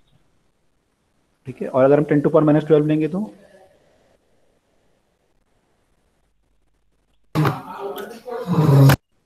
जीरो आ रही है। सर 0 आ जाएगा। तो ये मिनिमम है ना, इससे नीचे नहीं हो सकता, आप सुन नहीं सकते उससे नीचे का। तो ये ऐसा स्केल बनाया गया है। तो इससे हम बताते हैं हमारी की लाउडनेस कितनी है। तो लाउडनेस जो नापी जाती है वो डेसिबल। तो इंटेंसिटी और लाउडनेस में फर्क है। लाउडनेस जो है लॉगरिथमिक स्केल पे है, इंटेंसिटी आपकी एनर्जी पर unit area per unit time है। ये पहली प्रॉपर्टी है। सर आई नोट तो हमेशा कांस्टेंट रहेगा ना? हाँ, आई नॉट हमेशा कांस्टेंट है, ये 10 टू पावर माइनस 12 भी देंगे। ठीक है, आगे चलें।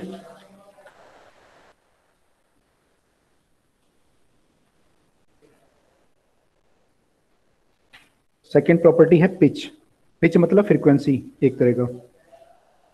तो पिच जो है मतलब कि सर वो जो आपने बताया 10 की पावर माइनस 12 वॉट पर मीटर स्क्वायर, ये कितने हर्ट्ज पे होगा? ये हर्ट्ज पे नहीं तो कई सारी चीज़ों पे डिपेंड करेगा। तो आपके एम्पलीट्यूड पे भी डिपेंड करेगा, फ्रीक्वेंसी पे डिपेंड करेगा, इंटेंसिटी, कई सारे फैक्टर पे डिपेंड करती है। Okay sir. पिच आपकी जो है it is something like frequency. तो पिच से आपको पता चलता है आपका साउंड जो है ग्रेव साउंड है या श्रिल है। ग्रेव मतलब जैसे कि लो पिच वाला साउंड, लो फ्रीक्वेंसी वाला साउंड, जैसे कि अमिताभ बच्चन का साउंड आता है ना, हेलो हम अमिताभ बच्चन बोल रहे हैं, तो it is low frequency sound. और श्रिल मतलब जैसे गर्ल्स का साउंड होता है, तो बहुत हाई फ्रीक्वेंसी का जो होता है, जिनकी पतली आवाज होती है बहुत, तो उसको बोलते हैं हाई फ्रीक्वेंसी का साउंड। तो हम बोलते हैं कि इसकी पिच हाई है या लो है। तो ये हाई पिच है, और ये हाई पिच बोलेंगे इसको, ऊपर वाले को लो पिच बोलेंगे। सर जैसे सिंगर्स की होती है हाई। सिंगर की होती है ना, तो लोग चेंज कर लेते हैं अपने। तो ये एक प्रॉपर्टी है जिसमें आप दो साउंड को डिस्टिंग्विश कर सकते हो। थर्ड प्रॉपर्टी आपकी है क्वालिटी और टिम्ब्री।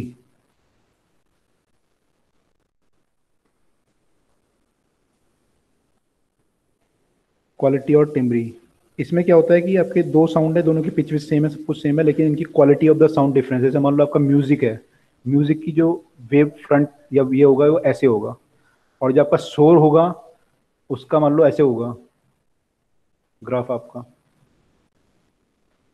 है ना, कुछ ऐसे होगा।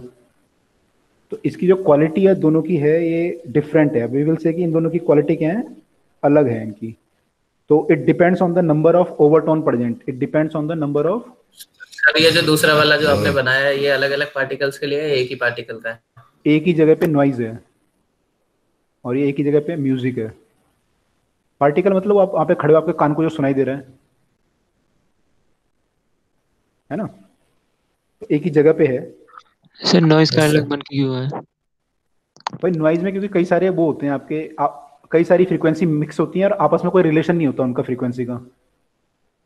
तो वो आपका नॉइज मतलब क्या होता है कि भाई एक होता है कि एक फ्लो में बोलना या फ्लो में कुछ करना या कोई रिलेटेड चीजें करना, तो म्यूजिक है वो। लेकिन अगर आपस में कोई रिलेटेड नहीं है, फ्रीक्वेंसी बहुत सारी फ्रीक्वेंसी, कार की आवाज भी आ रही है, ड्रम भी बज रहा है, तो आपस में कोई रिलेशन थोड़ी है उनका, वो कोई सोच समझ के थोड़ी बजा रहे हैं आपस में ड्रम। म्यूजिक में भी अगर बहुत लोग गा रहे हैं तो उसका भी ऐसे ही बन के आ जाएगा। अगर म्यूजिक में बहुत लोग गा रहे हैं तो ऐसा इतना ज्यादा खराब नहीं बनेगा, मतलब कुछ वो लोग उसमें कुछ करेंगे, है ना। मैंने इसमें तो हो सकता है बहुत ज्यादा आपका वेरिएशन बहुत ज्यादा आ जाए, सीधा ऐसे हो जाए कभी फिर ऐसे हो जाए, तो सर it किसी depends। गाने को रिकॉर्ड करने के लिए कई सारे इंस्ट्रूमेंट्स यूज होते हैं ना, तो फिर उसमें तो ऐसा बन सकता है। बन सकता है, लेकिन आप ट्राई ये करोगे कि उसमें कोई आपस में रिलेशन हो। इसमें हो सकता है तो मैंने आपको ऐसा बनाया है और भी खराब हो सकता है नॉइज वाला जो है। तो इट डिपेंड्स। मैंने हम ये नहीं, मैं ये बोला कि खराब है या वो है, मैं ये कह रहा हूँ कि मैंने इसमें फर्क है कि इसमें क्वालिटी और टिम्बरी जो है ये डिपेंड करता है कि आपके कितने वो प्रेजेंट हैं ओवरटोन या फ्रीक्वेंसीज। तो इसमें कम फ्रीक्वेंसी प्रेजेंट है, इसमें ज्यादा फ्रीक्वेंसी प्रेजेंट है। हो सकता है आपको ये अच्छा लगे दूसरे वाला, ये भी हो सकता है, मैं ऐसे नहीं बोला खराब लगेगा आपको, लेकिन हम ये बोलेंगे दोनों की क्वालिटी डिफरेंट है। ठीक है, अगर हम इंडियन म्यूजिक को सुनेंगे तो लगभग ऐसा होगा, फॉरेन म्यूजिक को सुनेंगे तो लगभग ऐसा होगा। तो it depends on the number of overtone present on it. तो अगर ज्यादा ओवरटोन प्रेजेंट है तो हमारा क्वालिटी उस पर डिपेंड करेगा। तो ओवरटोन क्या होता है? फ्रीक्वेंसीज, हार्मोनिक नहीं पढ़ा आपने, ओवरटोन हार्मोनिक वो फ्रीक्वेंसी होती है मतलब। सर सेकंड हार्मोनिक से फर्स्ट ओवरटोन ऐसे ना सर? हाँ मैंने उसमें ओवरटोन का मतलब, हाँ उसको मतलब फ्रीक्वेंसी समझ लो मोटा मोटा, कि फ्रीक्वेंसी में कई सारे साउंड की फ्रीक्वेंसी प्रेजेंट है। सेकंड ओवरटोन, सेकंड वो हाँ हमने पढ़ा था सेकंड ओवरटोन, थर्ड ओवरटोन। तो ऑर्गन पाइप के लिए बनाते शायद वो वाला। हाँ ऑर्गन पाइप के लिए जो पढ़ा था हमने वही वाला, है ना। अगर आपकी ज़्यादा फ्रीक्वेंसी प्रेजेंट है वहाँ पे तो हम बोलेंगे उसमें ज़्यादा वो है साउंड, उसमें ज़्यादा ओवरटोन प्रेजेंट है या कम ओवरटोन प्रेजेंट है, तो उसकी क्वालिटी डिफरेंट है दोनों की, ये बोल सकते हैं हम लोग। ठीक है, तो ये यहाँ पे ये चीज़ है। तो ये तीन हमारी प्रॉपर्टी थी। तो ये मोटा मोटा था, मैंने आपको बता दिया, कुछ इतना खास वो नहीं है, ये बस ये थोड़ा सा देखने वाली चीज़ थी। इसमें एक और चीज़ है, वो है आपका पिछले स्लाइड दे।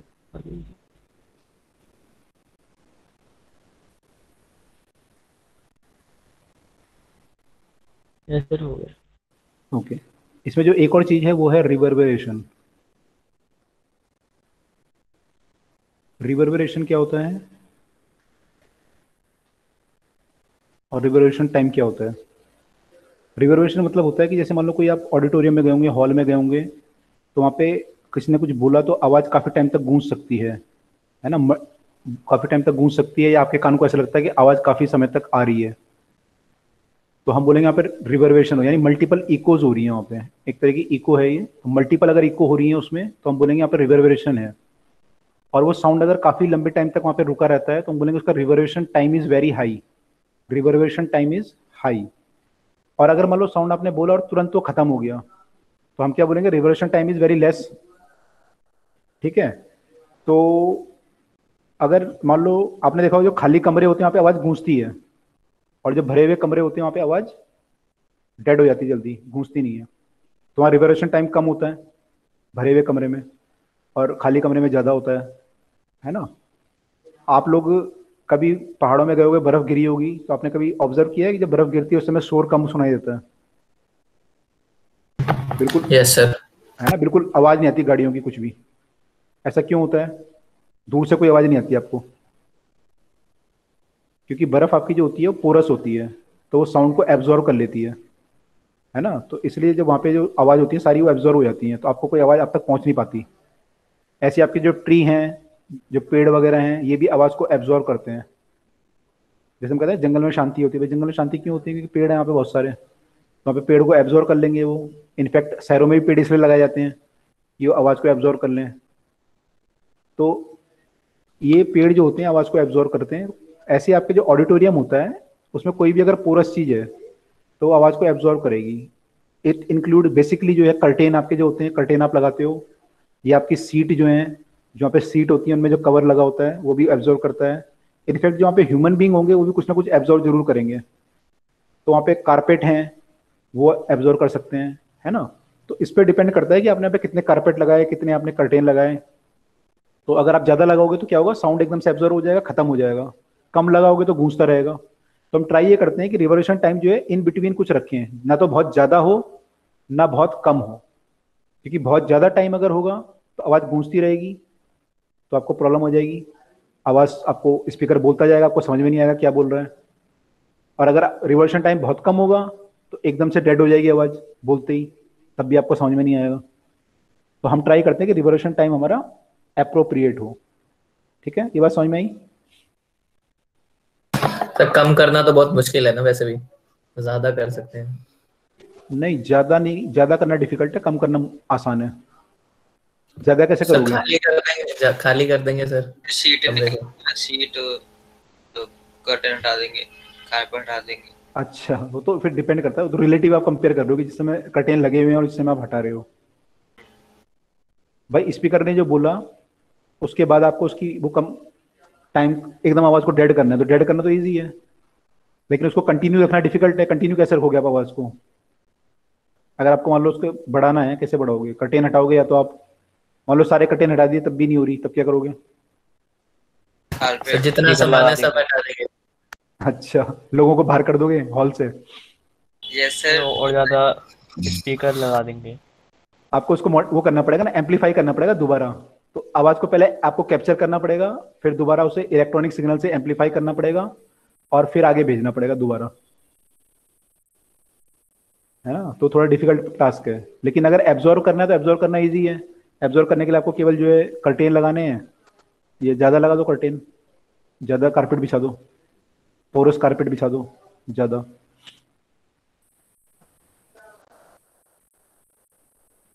तो रिवर्बरेशन क्या होता है? It is a persistence of audible sound after the wall बिल्कुल भी एब्सॉर्ब नहीं करती क्या? वॉल करती है, सब करते हैं एब्जॉर्ब। तो कोई कम करेगा? आपकी अगर प्लेन वॉल होगी तो कम करेगी, बिल्कुल वॉल भी तो करेगी सर, थोड़ा करेगी, बहुत कम करेगी। अगर मान लो वॉल आपकी बिल्कुल पेंट वाली वॉल है जो, तो वो बहुत कम करेगी। आपकी सिंपल वॉल है तो ज्यादा करेगी, और खुरदरी बनाओगे और ज्यादा करेगी। उस पर वो लगा दोगे, आजकल तो वो लगाते हैं ना, क्या नाम बोलते हैं वो, घास वास टाइप का लगाते हैं, वो तो और ज्यादा करेगी। सर सबसे अच्छा तरीका है सर, विंडोज को खोल देंगे। अच्छा, हॉल में विंडो नहीं खोलते ना, एसी चलता रहता है, तो फिर कैसे करोगे? हॉल में विंडो होते भी है। एसी चलता रहेगा, फिर वहां पे कैसे करोगे? सर हमारा हॉल है सर, हम विंडोज भी लगा सकते हैं, सब लगा सकते हैं। अच्छा, लोग कहेंगे गर्मी हुई है यहाँ पे, यहाँ नहीं आएंगे हम अगली बार। चलो, तो रिवर्बरेशन क्या होता है? Persistence of audible sound after the sound source has ceased to emit the sound. मैंने सोर्स में तो बंद कर दिया लेकिन तब भी आपको सुनाई देगा। तो ये परसिस्टेंस जो होती है, जो कान को लगती है, उसको हम बोलते हैं रिवर्बरेशन। और रिवर्बरेशन टाइम क्या होता है तो मैं आपको बता चुका हूँ ऑलरेडी।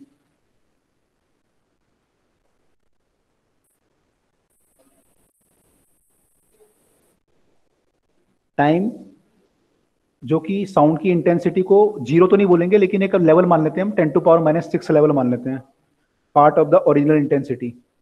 तो it is defined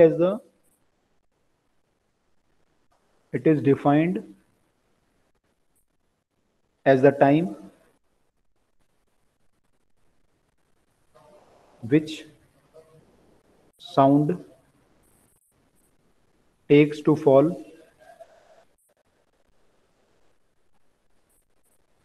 takes to fall 1/10⁶ times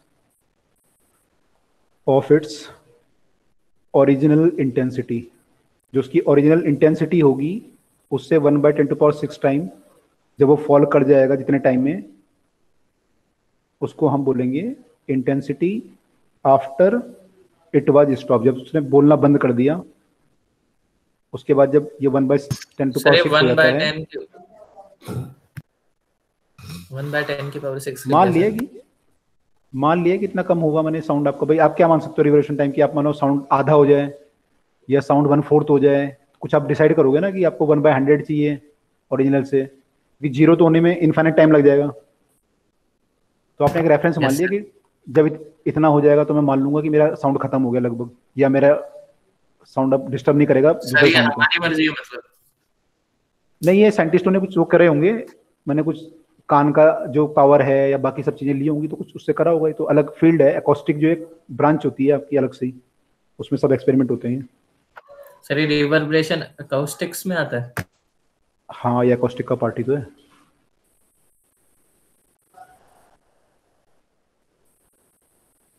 जो हॉल वगैरह डिजाइन होते हैं, ऑडिटोरियम वगैरह, वो सब एकॉस्टिक के उसके तो होते हैं, उस पर बेस्ड होते हैं सब।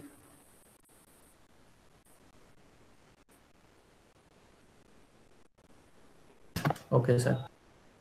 ठीक है, रिवोल्यूशन टाइम निकालने का एक फॉर्मूला भी है, उसे बोलते हैं सबीन्स फॉर्मूला। सबीन है मेरे ख्याल SABIN है, SUBIN है। तो इसका जो फॉर्मूला आता है वो क्या आता है कि T इक्वल टू जो है 0.16 sigma V divided by sigma AS, ये फॉर्मूला है। T क्या है यहाँ पे, रिवर्बरेशन टाइम है। सर ये जो रिवर्बरेशन का कॉन्सेप्ट है ये सबीन्स ने ही दिया था। नो आइडिया, मुझे ज़्यादा आइडिया नहीं है रिवर्शन का इसने, आई डोंट नो। आप लोगों ने कुछ प्रोजेक्ट वगैरह किया क्या इस पे? नो सर, मैं तो ऐसे ही पूछ रहा था क्योंकि पहला तो साइंटिस्ट V यही है। अच्छा, नहीं मुझे आइडिया नहीं है। V is the volume of the ऊपर हॉल। सिग्मा नहीं आता, क्या नहीं होता? ऊपर सिग्मा नहीं आता। नहीं, ये तो वॉल्यूम ऑफ द हॉल होगा ना, सिंपल ही आ जाएगा वॉल्यूम ऑफ द हॉल। तो सिग्मा AS क्या होता है एक्चुअली, देखो ये चीज इंपॉर्टेंट है। ये AS क्या है, जैसे मान लो आपका कारपेट है, तो कारपेट का एरिया कितना है और उसका एब्जॉर्प्शन कोफिशिएंट कितना है, तो उससे आ जाएगा कारपेट कितना एब्जॉर्ब करेगा। कर्टेन कितना एब्जॉर्ब करेगा उसके एरिया पे डिपेंड करेगा और एब्जॉर्प्शन कोफिशिएंट पे डिपेंड करेगा। दीवार कितना करेगी, तो दीवार का जो एरिया होगा उस पर डिपेंड करेगा और उसके एब्जॉर्प्शन कोफिशिएंट पे डिपेंड करेगा। तो ये सबको हमें ऐड करना पड़ेगा, दीवार का, कर्टेन का, सबका। तो यहाँ सिग्मा नीचे आएगा। वॉल्यूम तो एक ही बार आएगा पूरे हॉल का। तो सर वो सब दिए होंगे वैल्यू? वो टेबल होती हैं आपकी, मैंने आपसे नहीं पूछेगा ये तो। हाँ, अगर पेपर में आ गया बाई चांस तो आपको देगा वैल्यू फिर। हालांकि इसकी टेबल होती है, तो टेबल से हम निकाल और लेते हैं सर इसकी ये जो वैल्यू। लॉग वाले क्वेश्चंस हैं वो उसमें वैल्यू दी होती है या फिर हमें वैसे याद ही है सर फिर भी पूछ। लॉग में वही आ जाएगा आपका, 3 4 5 आ जाएगा तो निकाल लोगे लॉग में, जैसे उसमें होता है। या फिर लॉग टेबल देंगे आपको या वैल्यू देंगे फिर आपको। यहाँ पे S क्या है? एरिया ऑफ वेरियस सरफेसेस, जो आपके सरफेसेस हैं, लाइक कर्टेन है, दीवार है, वेरियस सरफेसेस मतलब कर्टेन, दीवार एक्सेट्रा। और सर A? एब्जॉर्प्शन कोफिशिएंट, उसका इसकी कोफिशिएंट कोई आपका। वैल्यू नहीं होती एब्जॉर्प्शन कोएफिशिएंट की? हाँ होगी, सबकी अलग अलग होगी ना, तब देखोगे ना भाई। दीवार है आपकी, फिर दीवार कैसी है, डिस्टेम्पर वाली दीवार है या सिंपल दीवार है, तो सबका अलग अलग आएगा। तो टेबल होगी फिर पूरी। Okay sir.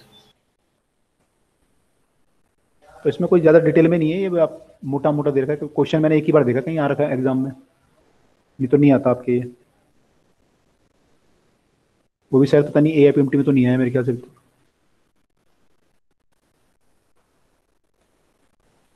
बस इसमें एक बार हाँ क्वेश्चन ऐसा पूछा था कि अगर वॉल्यूम को मैं डबल कर दूं तो टाइम में क्या फर्क पड़ेगा, तो वो सब हो सकता है उसमें। या एरिया को डबल कर दूं तो इसमें एरिया पर भी फर्क पड़ जाएगा एक्चुअली यहाँ पे। ऐसा क्वेश्चन किसी, आई डोंट नो, इंजीनियरिंग में आया था शायद, मेडिकल में तो नहीं आया। तो ठीक है, मोटा मोटा आपको पता होना चाहिए। वैसे भी इतना सारा पूछने लायक है तो ये। हाँ, तो इसमें क्यों दिमाग खराब करेगा, वो पहले ही बहुत सारी चीजें हैं। ठीक है, तो दिस इज द थिंग। तो यहाँ पे हमारा चैप्टर जो है ये फिनिश होता है फाइनली। और अब आगे जो है सिंपल हार्मोनिक मोशन है, उसको वो हम, कितना चैप्टर है? सिंपल हार्मोनिक मोशन छोटा ही है, 4 5 क्लास में खत्म हो जाएगा।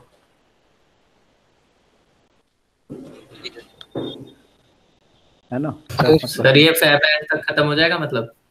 क्लास पे डिपेंड करता है अब कल कितनी डलती है मेरी, परसों कितनी डलती है। मेरे को 4 या 5 क्लास चाहिए मैक्सिमम अब। हफ्ते में तो आपकी 5-6 आराम से हो जाती है। तो अगर 5 हो जाएंगी तो खत्म हो जाएगा, 4 में भी हो सकता है, आप पे डिपेंड करता है।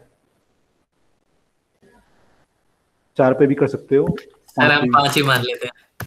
5 मान लो, अगर ढंग से पढ़ना है तो 5 है, बोर्ड के हिसाब से पढ़ना है तो 2 में भी हो जाएगा। ठीक है, हाँ ढंग जी। से ही पढ़ना है। अच्छा ठीक है, ढंग से पढ़ेंगे। हाँ जी बताइए। सर एक ऐसे कुछ पूछना है क्वेश्चन के सर कुछ लोग ऐसे मतलब गाना गाते हैं पता नहीं कैसा कि उससे ग्लास वगैरह टूट जाते हैं वेव की वजह से, साउंड वेव की वजह से। तो उसमें क्या हो रहा है, मतलब वेव का कंप्रेशन हो रहा है या वेव कोई फोर्स लगा रहा है, ऐसा कुछ? उसमें रिजोनेंस हो रहा है। हमने पढ़ा था ना कि अगर दो जो बॉडी है कोई भी, उसकी फ्रीक्वेंसी और एक्सटर्नल फ्रीक्वेंसी मैच कर जाए आपस में। कौन सी फ्रीक्वेंसी? जो अभी आपने पढ़ा नहीं, रेजोनेंस ना सिस्टम में पढ़ोगे आप। जो आपकी फ्रीक्वेंसी, जो बाहर की फ्रीक्वेंसी है, जैसे आपने ऑर्गन पाइप वगैरह में पढ़ा था ना कि आप बाहर से कोई फ्रीक्वेंसी, मतलब ट्यूनिंग फॉर्क से आप मान लो उसको वो कर रहे हो, ऑसिलेट कराने की कोशिश कर रहे हो स्ट्रिंग को, ठीक है। अब स्ट्रिंग की अपनी कोई फ्रीक्वेंसी होगी, नेचुरल फ्रीक्वेंसी जिसमें वाइब्रेट कर सकता है वो, उसकी फ्रीक्वेंसी आपने पढ़ी थी ना, first harmonic, second harmonic, third harmonic पढ़ा था। अब मान लो वो फ्रीक्वेंसी और आपकी ट्यूनिंग फॉर्क की फ्रीक्वेंसी मैच कर जाए दोनों आपस में, यस सर, तो क्या होगा, बहुत ज्यादा वाइब्रेशन होने लगेगा। तो बहुत ज्यादा वाइब्रेशन होगा तो टूट सकता है वो स्ट्रिंग आपका। यस सर, है ना। ऐसी जब ऐसा ही मतलब अगर ट्यूनिंग फॉर्क की फ्रीक्वेंसी ज्यादा हो तो उससे भी टूट सकते हैं। या तो बहुत ज्यादा हो, हाँ फिर तो खैर अलग ही चीज है, लेकिन मान लो ज्यादा ना भी हो, जैसे आपके वो है, अगर उससे मैच कर जाए, है ना, तो मैच करना इज मोर इम्पोर्टेंट, क्योंकि मैच करने का मतलब कंटिन्यूस आपकी एनर्जी जो है वो होती रहेगी, उसमें जाती रहेगी सेम उसमें फेज में। जैसे मैंने अर्थक्वेक का एग्जांपल दिया था आपको, मैंने कहा था कि अर्थक्वेक में जो फ्रीक्वेंसी आती है वेव की, अगर वो आपकी बिल्डिंग की फ्रीक्वेंसी से मैच कर जाए तो बिल्डिंग बहुत ज्यादा शेक करेगी और टूट सकती है बिल्डिंग। yes, अगर फ्रीक्वेंसी मैच ऐसी आपके, है ना, तो ऐसी आपके यहाँ पे होगा, जब वो साउंड कर रहा होगा तो क्या कर रहा होगा कि वो जो आवाज वो कर रहा है तो गा रहे हैं, तो उसकी फ्रीक्वेंसी वो मैच करा रहे हैं कांच की फ्रीक्वेंसी से। कांच के जो गिलास है उसकी जो फ्रीक्वेंसी होगी, किसी ना किसी हार्मोनिक से मैच करा रहे होंगे वो अपनी फ्रीक्वेंसी को। जैसी उनकी फ्रीक्वेंसी मैच करेगी वैसी वो टूट जाएगा। सर वो एक चीज पूछना है कि सर वो बहुत हाई पिच वॉइस है ना?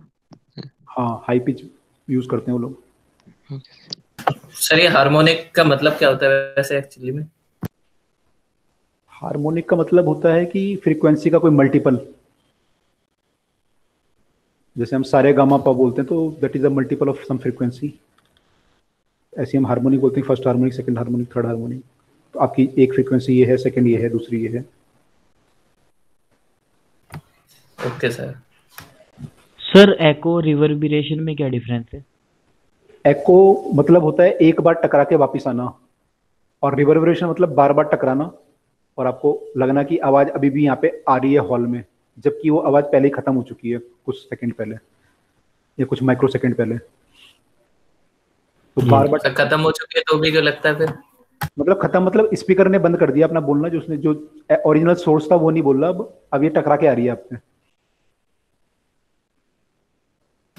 हाँ तो सर वो वॉल वाले केस में भी तो वही हो रहा था, वो टकरा के आ रही थी वॉइस। तो एक बार आ रही थी ना इको तो।